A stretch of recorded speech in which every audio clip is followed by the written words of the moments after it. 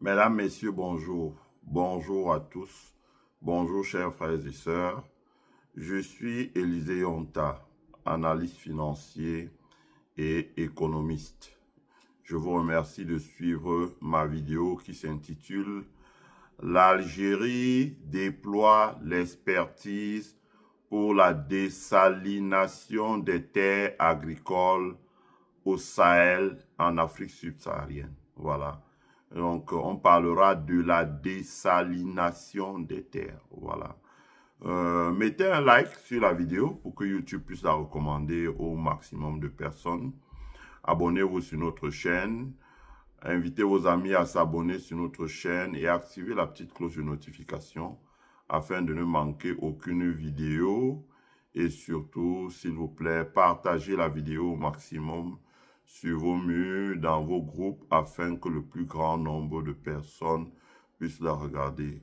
Comme je vous ai dit la dernière fois, nous allons faire la part belle à la coopération Sud-Sud. Voilà. La dernière fois, si vous vous rappelez, il y a quelques mois, nous parlions de l'Éthiopie. Aujourd'hui, nous parlons de l'Algérie qui joue et doit continuer à jouer son rôle d'acteur majeur dans la coopération Sud-Sud. Coopération Sud-Sud veut dire, sur le continent africain, l'échange d'expertise entre les pays africains. Aujourd'hui, on va parler de dessalination. Dessalination. Alors, la dessalination, qu'est-ce que c'est?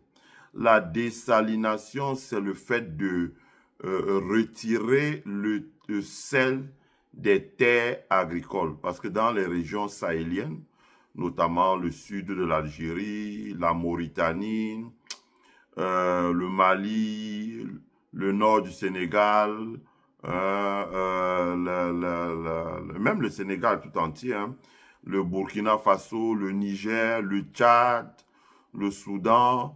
Ceux qui regardent les anciennes cartes du monde s'aperçoivent qu'à ces endroits-là, il y a plusieurs siècles, en dizaines de siècles, il y avait énormément de l'eau. Voilà. C'est pour ça que dans ces endroits, on retrouve aujourd'hui du pétrole et du gaz qui se forment par la sédimentation sur plusieurs siècles d'années. Donc, si l'eau a tari à ces endroits, en revanche, ça n'a pas tari le processus de salination. Ça veut dire de formation du sel, des cristaux de sel sur les terres agricoles. Donc, voilà, formation des sels. La conséquence de ça, c'est que les rendements agricoles sont très faibles.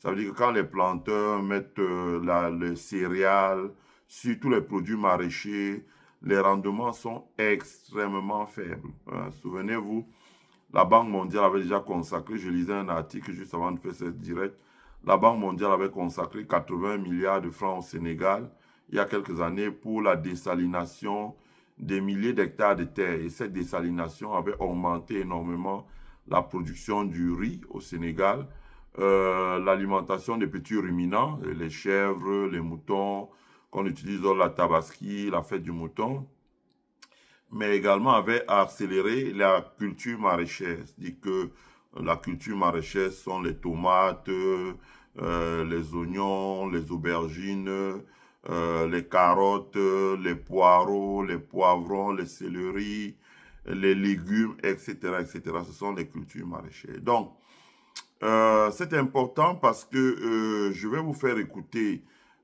une bande audio. C'est une bande audio que j'ai récupérée sur la chaîne de télévision Canal Algérie.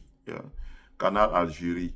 Et comme vous savez, on a déjà longuement développé avec 2 directs sur le fait que l'Algérie a transféré la technologie au Niger pour la construction de sa raffinerie avec complexe pétrochimie, mais également la sécurisation de cette raffinerie, donc à travers l'Institut algérien du pétrole, le ministère de la Défense, mais également la Sonatrach, qui est la première entreprise africaine, c'est depuis plusieurs décennies. Donc, l'Algérie a transformé ce savoir-faire. Et l'Algérie devrait, ou doit, ou va emboîter le pas, mais également avec le transfert de l'expertise sur la dessalination des terres.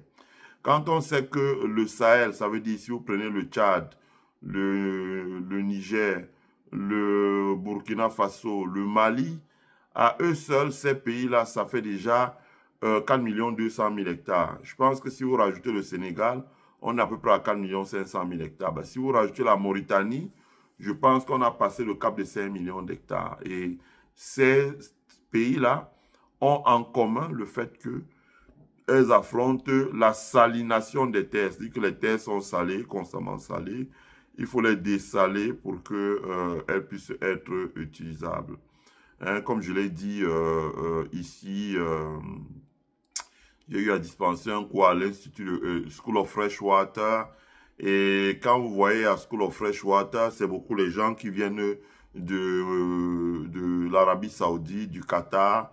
Justement, ils font beaucoup de travaux sur le lac Michigan pour apprendre la dessalination de l'eau, d'abord, dans leur pays, parce que les ressources en eau souterraine sont faibles.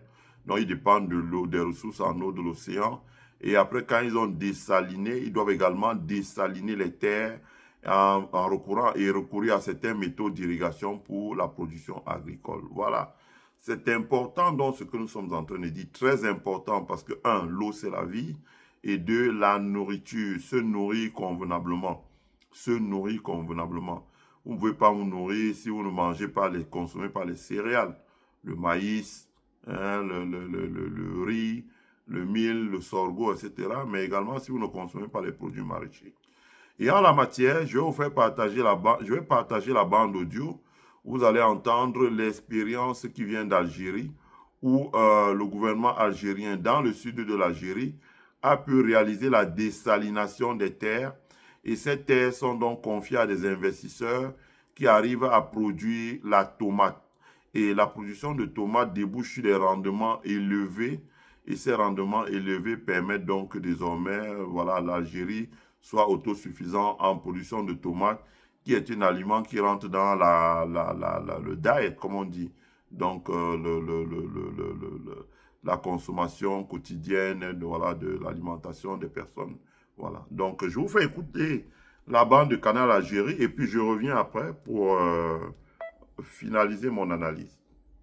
Où l'Algérie cherche à renforcer l'investissement pour garantir sa sécurité alimentaire. Zoom ce soir sur un exemple concret dans le sud du pays, à Ain Salah, où des agriculteurs ont relevé le défi de cultiver des tomates sur des terres salines. Un pari audacieux, mais grâce à des techniques adaptées, à un accompagnement rigoureux, les résultats sont bel et bien là. La production a augmenté de manière significative. On parle de 1000 quintaux par hectare, un bel exemple de l'impact de l'investissement sur le quotidien des habitants. Transformer une terre saline en un sol fertile capable de produire de la tomate. C'est le pari audacieux qu'a relevé Brahim, jeune investisseur. Il a su défier les idées reçues sur l'infertilité de cette terre saturée en sel, prouvant qu'avec du travail et des techniques adaptées, elles peuvent donner de beaux fruits. Ces tomates ont poussé sur la terre d'Ain Salah. Tout le monde pensait que cela n'était pas possible, mais nous avons relevé ce défi. Grâce à Dieu et aux efforts déployés, les résultats sont satisfaisants. L'extension des surfaces cultivées et le soutien des services agricoles ont permis d'augmenter la production de la tomate cette année, atteignant plus de 900 quintaux par hectare. Les rendements étaient de 500 quintaux par hectare l'année passée. Cette année, nous sommes parvenus à dépasser les 1000 quintaux par hectare. La majorité des agriculteurs souhaitaient assurer leur récolte. Grâce à l'excellente production que nous avons obtenue ces dernières années, les prix ont baissé. La tomate de la région est très appréciée. D'ailleurs, elle est commercialisée partout au niveau national. L'abondance de la production de la tomate dans la wilaya d'Ain Salah constitue un levier essentiel pour la stabilité des prix de ce produit agricole très demandé sur les marchés et un pas de plus vers l'autosuffisance locale. Voilà. Dans un contexte où l'Algérie cherche... Voilà. Donc, dans la wilaya d'Ain Salah, au sud de l'Algérie, Les techniques agricoles modernes ont permis de transformer les terres salines en terres fertiles. Et les terres salines en terres fertiles, et avec l'accompagnement de l'État, ça veut dire l'accompagnement en intrants, les semences améliorées, le matériel agricole, etc. Vous avez vu là un fermier, un investisseur agricole algérien qui a réussi à mettre en exploitation 300 hectares et il récolte donc, 100 quintaux. Donc, je pense que une tonne, c'est 10 quintals. Donc, il récolte environ, il a dit qu'il récoltait 500 quintaux, donc 500 tonnes, 50 tonnes. Et maintenant, il a doublé sa production. Il récolte 1000 quintaux, ça veut dire 100 tonnes. 100 tonnes, oui, parce qu'une tonne, c'est 10 quintaux. Voilà, c'est de ça qu'il s'agit. Donc, il a amélioré énormément sa production dans les cultures maraîchères. Culture maraîchère, la tomate. Ici, le reportage porte sur la tomate. Vous savez très bien que la tomate, c'est une denrée qui fait partie extrêmement de le diet, donc l'alimentation des populations sur le continent africain. Que ce soit pour les sauces, que ce soit pour les hors d'œuvre, que ce soit pour les plats cuisinés, etc. La tomate fait partie intégrante de l'alimentation des personnes. Et avec les pays du Sahel comme le Burkina Faso qui sont déjà en train de construire la 3e usine de tomates, vous vous doutez bien que la construction de ces usines de tomates-là, c'est quelque chose de très important qui va constituer une débouchée pour les agriculteurs, premièrement. Et deuxièmement, les agriculteurs, les usines de tomates ont besoin d'être approvisionnées. Donc, c'est un enjeu. C'est un enjeu parce que, comme j'ai dit tout à l'heure, quand vous additionnez le Tchad, le Burkina Faso, le Niger, le Mali, vous atteignez 4 200 000 hectares. C'est beaucoup. C'est beaucoup. C'est beaucoup. 4 200 000 hectares. Mais le problème que ces pays ont, que ce soit le Tchad, que ce soit le Niger, que ce soit le Burkina, que ce soit le Mali, c'est la salination des terres. La salination des terres empêche une agriculture performante, une agriculture avec un rendement élevé.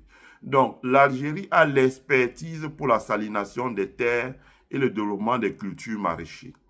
Donc, l'Algérie, vous voyez bien, c'est ce qu'on appelle le soft power ou la coopération soft. Ça veut dire que le fait de partager avec les autres l'expertise qu'on a, hein, c'est pas, j'ai souvent pensé, quand on dit oui, la souveraineté des pays africains, la souveraineté des pays africains passe par la coopération sud-sud intensifiée. Et en la matière, l'Algérie a démontré, hein, quand il y avait les guerres d'indépendance, même les Nelson Mandela ont bénéficié du soutien de l'Algérie pour pouvoir venir à bout de l'apartheid. Donc, l'Algérie aujourd'hui, face aux pays du Sahel qui cherchent à se libérer, tout en respectant la souveraineté de chaque État, l'Algérie est l'un des partenaires clés qui doit pouvoir permettre, par exemple, à ces pays du Sahel de s'accaparer des grandes techniques agricoles et de dessaliner des milliers d'hectares de terre. Parce qu'ils ont 4 200 000 hectares de terre. Franchement, chers frères, vous avez entendu, le gars, il récolte 100 tonnes de tomates par hectare. Ça veut dire que, parce que 1 kilomètre carré, c'est 100 hectares. 10 kilomètres carrés, c'est 1000 hectares. 100 kilomètres carrés, c'est 10 000 hectares. 1000 kilomètres carrés, c'est 100 000 hectares. Donc, 10 000 kilomètres carrés, c'est 1 million d'hectares. Supposons que dans la zone sahélienne, là, le total consolidé des surfaces cultivables dédiées à la tomate, avec des techniques de désalination importées d'Algérie, que ça fasse 10 000 km², ce qui ne représente rien du tout. Bon, les 10 000 km², donc, qui vont faire 1 million d'hectares, calculez, faites vous-même les calculs, si on récolte 100 tonnes par hectare, 10 000 km². Calculez-moi ce qu'il dit. 10 000 km², ça, ouais, ça fait 1 million d'hectares. Calculez vous-même ce qu'on peut récolter, là, ça fait 100 millions de tonnes. C'est beaucoup. Ce qui veut dire que, qu'est-ce que je dis? 1 km², c'est 10 hectares. Donc, 10 000 km², c'est 100 000 hectares. Si vous mettez en exploitation 100 000 hectares, vous avez 10 millions de tonnes de tomates. 10 millions de tonnes de tomates. C'est pour ça que j'ai dit sur mon mur Facebook que si on arrive à un partenariat gagnant entre les pays de l'AES et l'Algérie, ce partenariat gagnant peut permettre que l'AES devienne le grenier de l'Afrique. Le grenier de l'Afrique. Pourquoi je dis le grenier de l'Afrique? Prenons les cultures maraîchères. Les cultures maraîchères. Par exemple, la Californie est le grenier des États-Unis, dit-on. Pourquoi? Parce que les oranges, les oignons blancs que nous mangeons viennent de Californie. Les oignons rouges que nous mangeons viennent de Californie. Les choux blancs que nous mangeons viennent de Californie. Les choux rouges que nous mangeons, etc., etc. Ça veut dire que si l'Algérie travaille avec les pays de l'AES pour la désalination des terres, au Tchad, en Centrafrique, au Tchad, au Niger, au Burkina et au Mali, nous allons aboutir à la culture des gingembre, la culture du l'ail, la culture de l'oignon blanc, la culture de l'oignon jaune, la culture de l'oignon rouge, la culture des betteraves, la culture des concombres, la culture des courgettes, la culture des choux, la culture de l'aubergine, la culture de la tomate, la culture etc., etc. Vous avez des légumes, donc plusieurs types de variétés de légumes. Et donc, vous avez les épinards, etc., j'en passe. Donc, vous avez là un gisement. Et pour devenir une puissance dans ce monde, que ce soit la Chine, que ce soit l'Inde, que ce soit les États-Unis, on passe d'abord pour être une puissance agricole. En plus des produits maraîchers, l'expérience de désalination, comme je vous ai dit, avait déjà été réalisée au Sénégal sur financement de la Banque mondiale, sur une enveloppe de 80 milliards. Ça avait permis de réaménager pratiquement 7000 hectares de terre pour la culture du riz. Donc, deuxièmement, la désalination des terres va accélérer la culture des céréales. Le riz, le maïs, le sorgho, le soja, etc., etc. Donc, la culture des céréales, voilà. Qui dit culture des céréales dit que quand vous cultivez le sorgho, quand vous cultivez le riz, etc., les boutures du riz permettent de confectionner le fourrage. Et avec ce fourrage, ça permet de nourrir les petits ruminants. Donc, les petits ruminants, les chèvres, les moutons, même les porcs, etc., etc. Et ça permet de développer l'élevage des petits ruminants.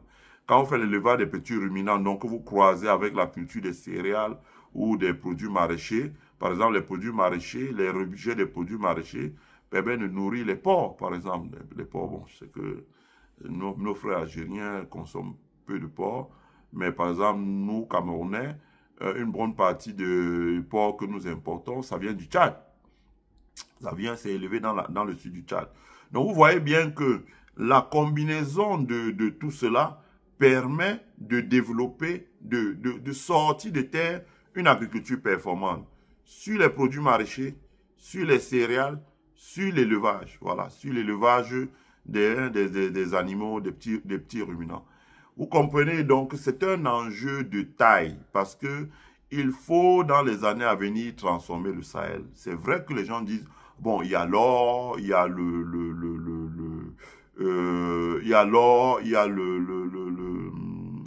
comment on dit ça, le diamant, il y a le fer, il y a le phosphate, il y a le manganèse, il y a l'aluminium, etc., etc.